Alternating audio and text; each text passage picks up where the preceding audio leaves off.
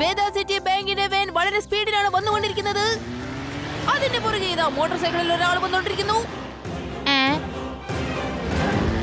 ബൈക്കിലുള്ള ആള് വാനിന്റെ അകത്തേക്ക് എന്തോ എടുത്തെറിയുന്നു. എന്താ ഇത്?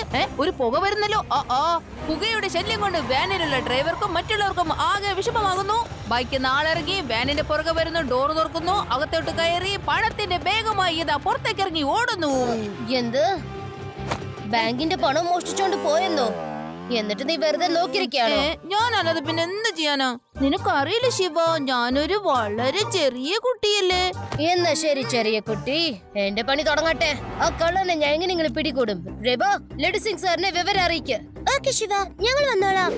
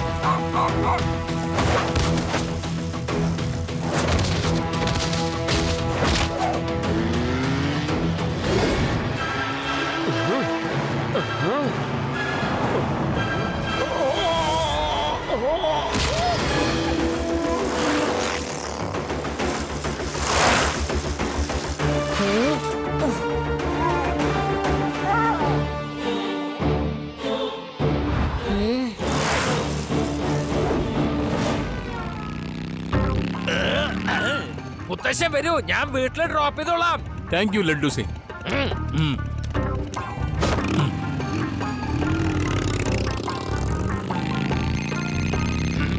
മുത്തശ്ശ, ആരെ വിളിക്കുന്നോ നോക്കൂ. വണ്ടി ഓടിക്കുന്ന സമയത്ത് എനിക്ക് സംസാരിക്കാൻ കഴിയില്ലല്ലോ. ഹലോ ലഡു സിംഗ് സാർ, ബാങ്കിന്റെ പണമായി പോകുന്ന വണ്ടിയിൽ നിന്ന് കള്ളന്മാര് പണം മോഷ്ടിച്ചു. എന്താ? ഞാൻ പറയുന്നൊന്ന് ശ്രദ്ധിച്ചു കേൾക്കൂ സർ. അയാൾ ഡ്രൈവ് ചെയ്യുകയാണ്. ബാങ്കിന്റെ പണം കള്ളന്മാര് മോഷ്ടിച്ചു. നിന്റെ വോയിസ് ക്രാക്ക് ആകുന്നുണ്ടല്ലോ. എന്റെ ലഡു സിംഗ് സാറേ, ബാങ്കിന്റെ വാൻ. ഓഹോ, എനിക്ക് മനസ്സിലായി. നിങ്ങളിപ്പോ എവിടെയാണ്? ഞാൻ ഇപ്പൊ അങ്ങോട്ട് വന്നോളാം. എന്താണ് എന്താണ്? ആ, അത് ശരി, എനിക്ക് മനസ്സിലായി. ഓക്കെ.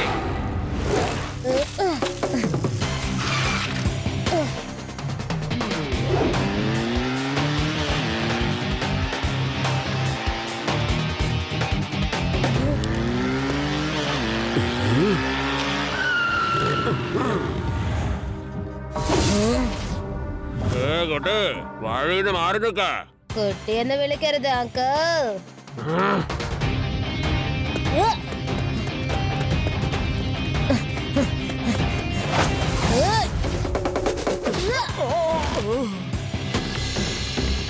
ശിവ, ശിവ എന്നാണ് എന്റെ പേര്.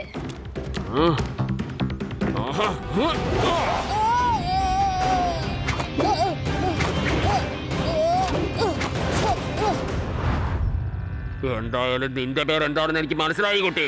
ഇനി എന്റെ പേരെന്താണെന്ന് അറിയണ്ട നിനക്ക്. I am Jack, Jack the thief.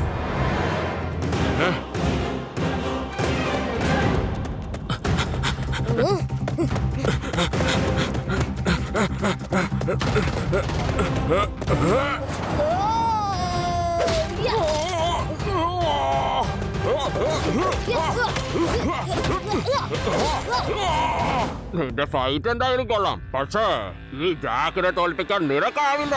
അതിനിന്ന് വരെ ആരും ജനിച്ചിട്ടുമില്ല. പോയി വല്ല പണി നോക്ക്.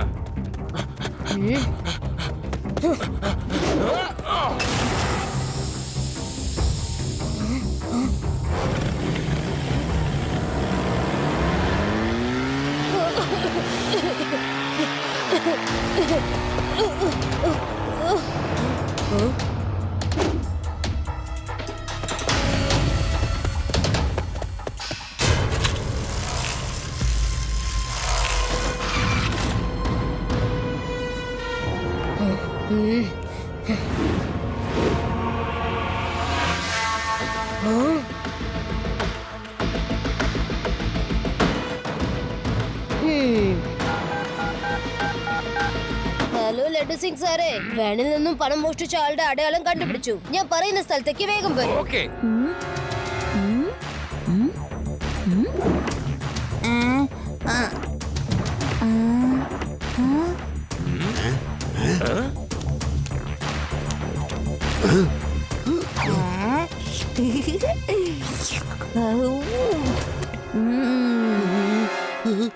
എത്ര പ്രാവശ്യം ഞാൻ നിങ്ങളോട് പറയണം, ജാക്ക് എന്ന തീഫ് ഞാൻ അല്ലെന്ന്. ഞാൻ സിദ്ധേശ്വരാണ്. ഞാൻ വാനിൽ നിന്ന് പണം മോഷ്ടിച്ചിട്ടില്ല. നിങ്ങൾ എന്താ വിശ്വസിക്കാത്തെ? കാരണം ഒരു കള്ളൻ എപ്പോഴും താൻ ചെയ്ത കുറ്റം സമ്മതിക്കില്ല. മനസ്സിലായ? ഈ കുട്ടി എന്നെ തെറ്റിദ്ധരിച്ചിരിക്കുവോ എന്റെ സാറേ? എനിക്ക് ഒരു തെറ്റും പറ്റിയിട്ടില്ല. ഇത് തന്നെയാണ് കള്ളൻ.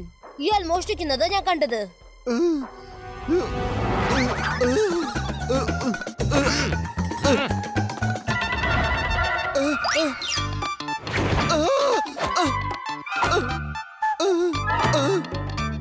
ഞാൻ കള്ളനല്ല.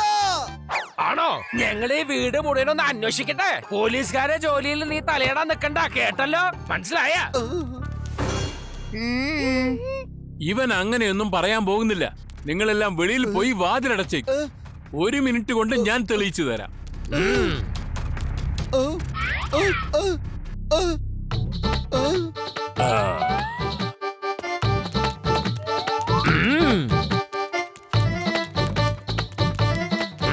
Very good.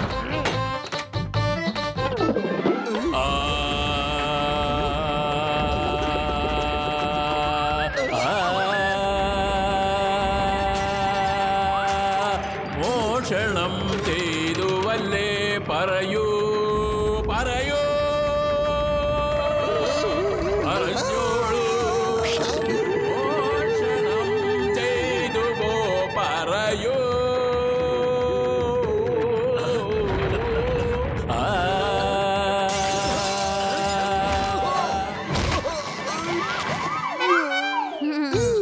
ഇത്തരത്തിലുള്ള മൃഗീയ ശിക്ഷ വേണ്ടായിരുന്നു. എന്നെ പെട്ടെന്ന് ജയിലിലേക്ക് കൊണ്ടുപോകൂ. എനിക്ക് പാട്ട് കേൾക്കണ്ട. ഞാൻ വരാൻ തയ്യാറാ. പിന്നെ ഒരു കാര്യം പറയാൻ മറന്നു. ഇന്ന് ഞാൻ ഒരു കംപ്ലൈന്റ് ചെയ്യാൻ പോലീസ് സ്റ്റേഷനിൽ വന്നിരുന്നു. എന്റെ വീട്ടിൽ മോഷണം പോയി. നിങ്ങൾക്ക് വിശ്വാസമില്ലെങ്കിൽ വേണമെങ്കിൽ പേടാറാം സാറിനോട് ചോദിക്കുക. അദ്ദേഹത്തിന് എല്ലാം അറിയാം. ഓക്കെ ഓക്കെ, വന്നേ. ബാക്കി കാര്യങ്ങൾ പോലീസ് സ്റ്റേഷനിൽ പോയി പറയാം. നിനക്കൊരു കാര്യം അറിയോടി? അതെ, ഇയാള് വന്നിരുന്നു സ്റ്റേഷനിലേക്ക് ഒരു കംപ്ലൈന്റ് തരാൻ വേണ്ടി. ഇത് സംഭവിച്ചത് ഏകദേശം 10 മണിക്കായിരുന്നു. എനിക്ക് നന്നായിട്ട് ഓർമ്മയുണ്ട് സാറേ. ഇത് എങ്ങനെ സംഭവിക്കാനാണ്? ഇയാൾ സ്വയം വന്ന് വാനിൽ നിന്ന് പണം മോഷ്ടിക്കുന്നത് കൃത്യം 10 മണിക്ക് കണ്ടതാ.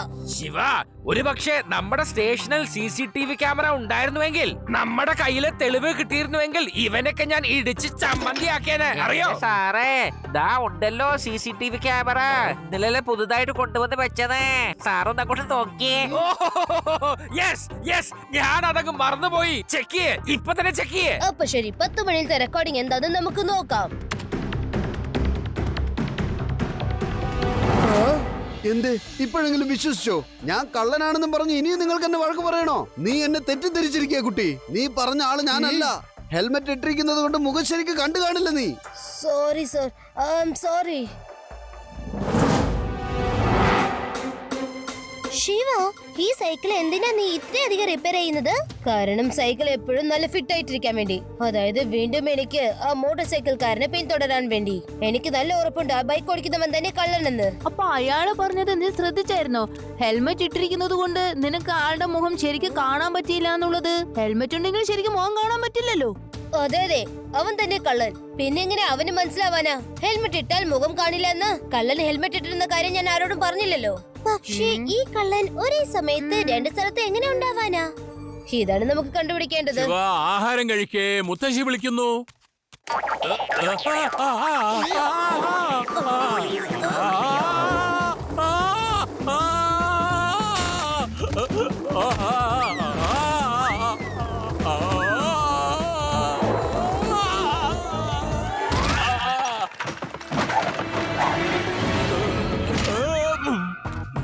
ശിവാൻ, നീ എവിടെയാണ്? എന്റെ തലയിൽ എന്താണ് വീണത്? ശിവ, ഞാനിത് എവിടെയാ വന്നു പെട്ടത്? ഞാൻ ഒരുപാട് താഴേക്ക് വന്നു പതിച്ചല്ലോ. ഞാൻ ഈ വീടിന്റെ താഴേക്ക് വന്നു പെട്ടല്ലോ. അല്ല ഒരു കുഴപ്പമില്ല മുത്തശ്ശ. മുത്തശ്ശൻ ചുമരിൽ കയറിയെന്നേ ഉള്ളൂ. എനിക്ക് വയസ്സായതുകൊണ്ട് എന്നെ കളിയാക്കിയാണ്. ഞാൻ എന്താ മനുഷ്യനല്ലേ? എന്താ വല്ല പല്ലിയോ മാറ്റമാണോ? നമ്മളെല്ലാവരും മേൽക്കൂരയ്ക്ക് താഴെ പതിച്ചിരിക്കയാ. പക്ഷെ നീ ഒന്നുകൊണ്ടും പേടിക്കണ്ട, ഞാൻ നിന്നെ രക്ഷപ്പെടുത്താം. അതിന്റെ ആവശ്യമില്ല മുത്തശ്ശ. കേറിയ പോലെ തന്നെ പതുക്കെ പുറകോട്ട് വരൂ. എന്ത് പുറകോട്ട് നടക്കാനോ? ശരി, അതും ഒന്ന് നോക്കിക്കളയാം. ആഹാ, ഞാൻ ശരിക്കും ചുമരിൽ കയറിയതാണല്ലേ? ഇനി മുതൽ ഞാൻ ഒരിക്കലും നിന്റെ വർക്ക്ഷോപ്പിൽ വരില്ല. എന്റെ എല്ലുകൾ ഒടിഞ്ഞു പോയിരുന്നെങ്കിലോ?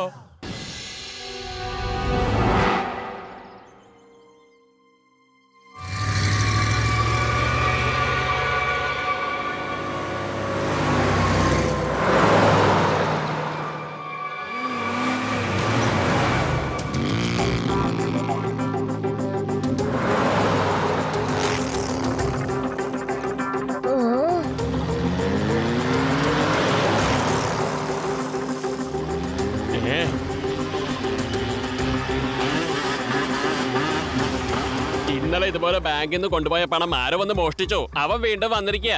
ഇന്ന് നമ്മുടെ വാനിൽ നിന്ന് പണം മോഷ്ടിക്കാൻ പ്ലാൻ ഇട്ടിരിക്കുക. എടോ, നമുക്ക് ഇവനെ ശരിക്കും ഒരു പാഠം പഠിപ്പിക്കണം.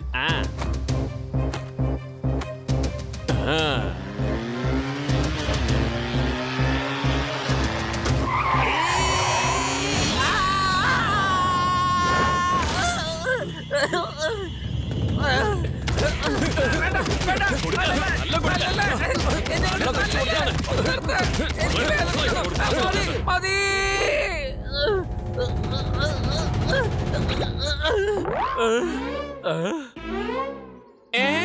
ലഡ്ഡു സിംഗ് സാറേ, നിങ്ങളോ?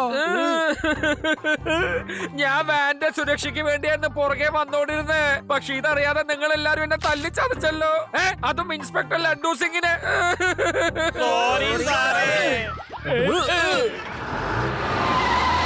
ശരി, കുഴപ്പമില്ല, അതൊന്നും സാരമില്ലാതെ. നിങ്ങൾ എന്നെ കൂടെ ഒന്ന് പൊക്കിയെടുത്തേ, മനസാക്ഷിയില്ലാത്ത മനുഷ്യരെ.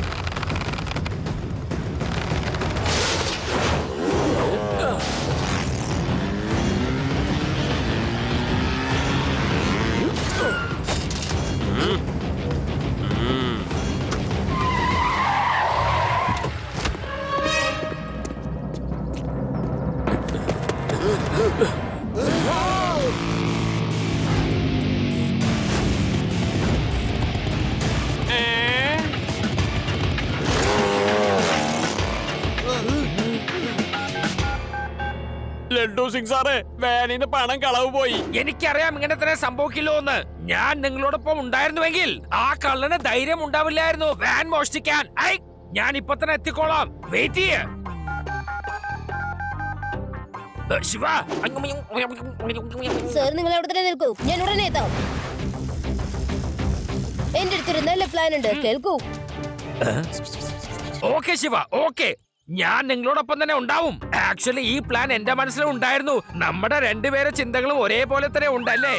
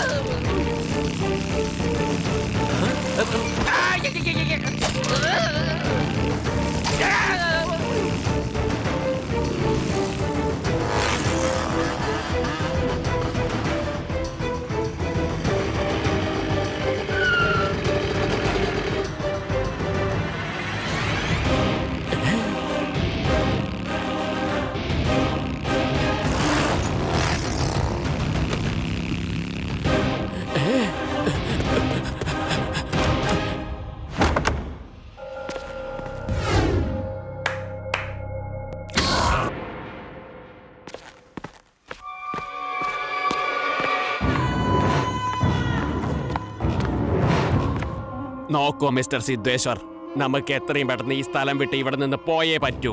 ആ കുട്ടിയാണെങ്കിലോ പോലീസുകാരെക്കാളും ഭയങ്കര കേമനാ.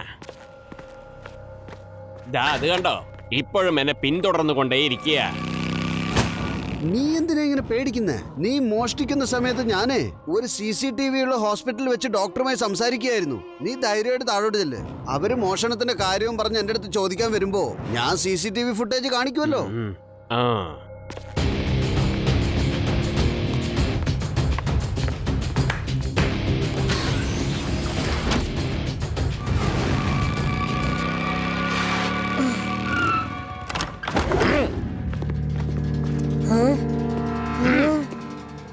വന്നല്ലോ വനമാലകൾ. വീണ്ടും എന്നെ കള്ളനാക്കാനുള്ള ശ്രമത്തിലാണോ? ഇത്തവണ നിനക്ക് പറയാനാവില്ല. ഹെൽമെറ്റ് ഉള്ളത് കൊണ്ട് മുഖം കാണാൻ പറ്റില്ലത്. കാരണം ഇത്തവണ നിങ്ങൾ ഹെൽമെറ്റ് ഇട്ടിട്ടില്ലായിരുന്നു. എന്താ പറഞ്ഞ്? അല്ല, ഞാൻ വേദാസ് ഹോസ്പിറ്റലായിരുന്നല്ലോ. അവിടെ നിന്നല്ലേ ഇപ്പോഴിങ്ങോട്ട് വന്നത്. വേണമെങ്കിൽ നിങ്ങൾ ചെന്ന് CCTV നോക്കിയോ. അതിനൊന്നും ഒരു ആവശ്യമില്ല. ഞാനും ശിവയും നീ വാനിന്ന് പണം മോഷ്ടിച്ച് രക്ഷപ്പെടുന്ന നേരിട്ട് കണ്ടതാണ്. ഇനിയിപ്പോ ഇതിന് CCTVയുടെ ഫുട്ടേജ് ഒന്നും ആവശ്യമില്ല, മനസ്സിലായ കള്ള? നീ വേഷം കെട്ടെടുക്കാണോ? നിനക്ക് ഞാൻ ഇപ്പൊ ശരിയാക്കി തരാം.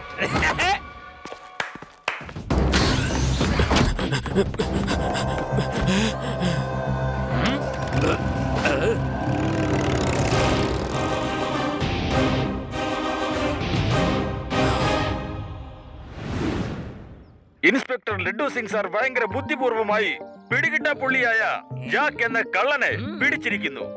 നാളെ രാവിലെ പോലീസ് വാനിൽ സെൻട്രൽ ജയിലിലേക്ക് കൊണ്ടുപോകുന്നതായിരിക്കും. ഇനി ലഡ്ഡു സിംഗ് സാറിന് എന്താ പറയാനുള്ളതെന്ന് കേൾക്കാം. ഞാനിപ്പോ എന്താ പറയാ, എന്റെ ബുദ്ധി പ്രയോഗിച്ച് വളരെ കഷ്ടപ്പെട്ടാണ് ഞാൻ ഈ കള്ളനെ കണ്ടുപിടിച്ചത്, മനസ്സിലായോ? നാളെ തന്നെ ഈ കള്ളനെ സെൻട്രൽ ജയിലിലേക്ക് ഷിഫ്റ്റ് ചെയ്യും. എനിക്ക് ഡിപ്പാർട്ട്മെന്റിനോട് ഒന്നേ പറയാനുള്ളൂ, വഴിയിൽ എന്ത് സംഭവിച്ചാലും ശരി ജയിലിൽ എത്തുന്നവരെ വണ്ടി എവിടെ നിർത്താൻ പാടില്ല, മനസ്സിലായോ? കള്ളൻ രക്ഷപ്പെടാൻ പാടില്ലല്ലോ, അതുകൊണ്ടാ. പിന്നൊരു കാര്യം, കള്ളനെ പിടിക്കാനായിട്ട് ശിവ നിങ്ങളെ സഹായിച്ചെന്ന് കേട്ടല്ലോ. എന്താ ഇത് ശരിയാണോ? അതായത് ശിവ ചെറിയ സഹായമല്ല, വലിയ സഹായം തന്നെ ചെയ്തിരിക്കുന്ന. കാരണം കള്ളനെ പിടിച്ചത് ശിവയാണ്. ഞാൻ അവനെ കണ്ട് ഈ വിലം കിട്ടത് മാത്രമേ ഉള്ളൂ. മണ്ടന്മാര്, ഒരു കാശിന് കൊള്ളാത്തവര് വായ തുറന്ന കള്ളത്തരം മാത്രമാണ് പറയുന്നത്. എന്റെ ചേട്ടനെ ചതിയിൽ അകപ്പെടുത്തി കൊണ്ടുപോയിട്ട് എന്നിട്ട് എന്റെ പേര് പറഞ്ഞ് നടക്കുന്നു. എന്നാ ഞാൻ ഇവന്മാരെ ഒരുത്തനെയും വെറുതെ വിടില്ല.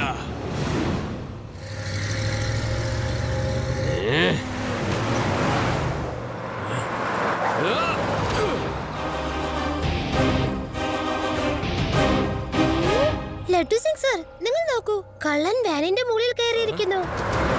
വന്നേ, എല്ലാവരും ഒന്ന് വേഗം വന്നേ.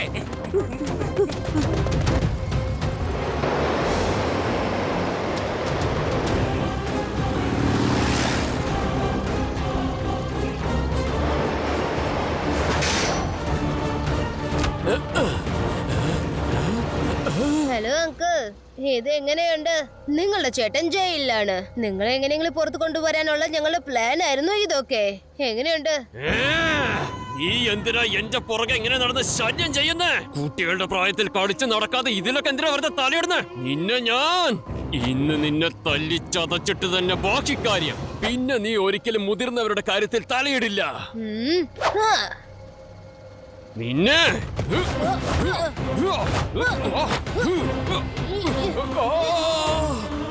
എന്റെ കയ്യ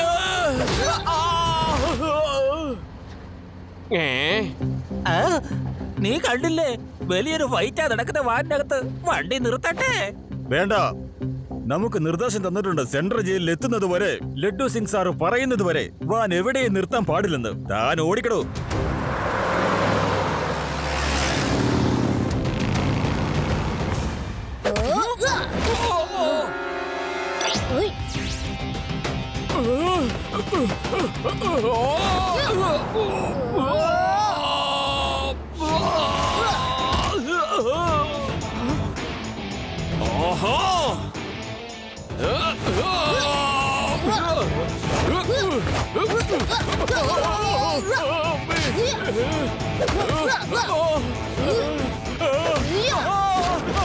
എന്റെ നടുവേ,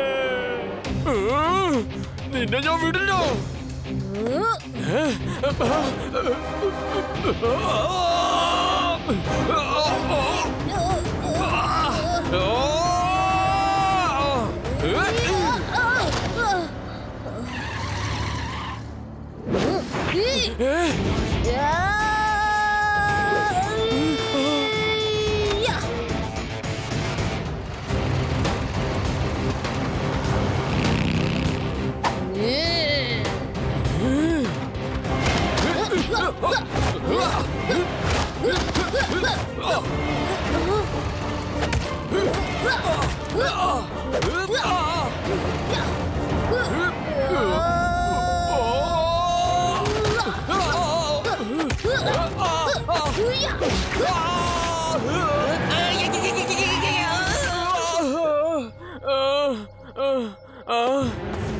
എന്തൊക്കെയുണ്ട് മോനെ ദിനേശ?